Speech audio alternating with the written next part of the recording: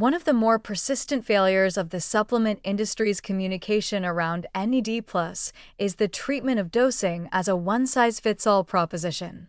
Standard NAD+ precursor supplements are marketed with uniform doses regardless of whether the consumer is 28 years old with robust mitochondrial function or 72 years old with age-related decline in NAD+ synthesis capacity. This uniform approach ignores biology that is neither subtle nor controversial, and NAD+ metabolism changes substantially across the lifespan, and the appropriate supplementation strategy should change with it. The primary driver of age-related NAD+ decline is reduced expression and activity of NMPT, nicotinamide phosphorybosyltransferase, transferase, the rate-limiting enzyme in the biosynthetic pathway for NAD+ from nicotinamide. NAMPT expression decreases with biological aging, meaning older cells produce NAD+ from the same precursors less efficiently than younger cells do. Simultaneously, NAD+ consumption increases with age due to elevated activity of enzymes called PARPs, poly-A-D-pyribose polymerases, which use NAD+ to repair the accumulating DNA damage that accompanies aging. More damage means more repair activity, more NAD+ consumed, and a greater gap between synthesis and demand. For people in their 20s and early 30s, this gap is typically small. Dietary adequacy, consuming sufficient niacin-containing foods like meat, fish, whole grains, and legumes, is usually enough to maintain NAD+ at levels that support good cellular function.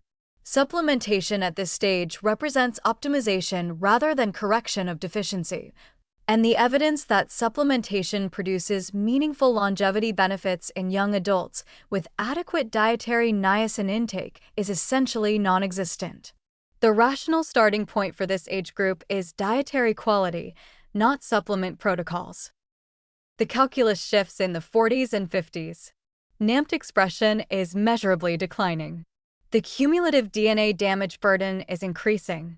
Mitochondrial efficiency, which depends on NAD+, begins to show functional decrements in many people.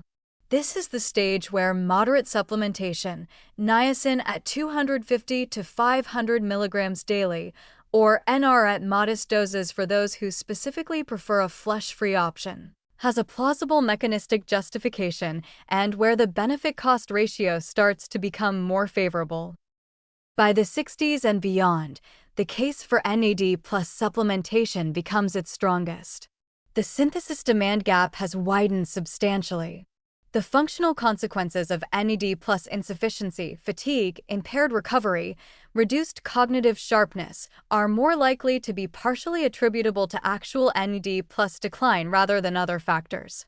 Higher doses may be needed to achieve the same intracellular NAD+ elevation that lower doses produce in younger individuals, partly because NAMPT's reduced activity limits conversion efficiency. Liver and kidney function, which decline with age in many people, affect both the conversion of NAD+ precursors and their clearance. Any supplementation protocol in older adults should account for these changes, particularly at higher doses where liver stress is a real concern, and ideally involve periodic monitoring by a healthcare provider who understands the specific considerations.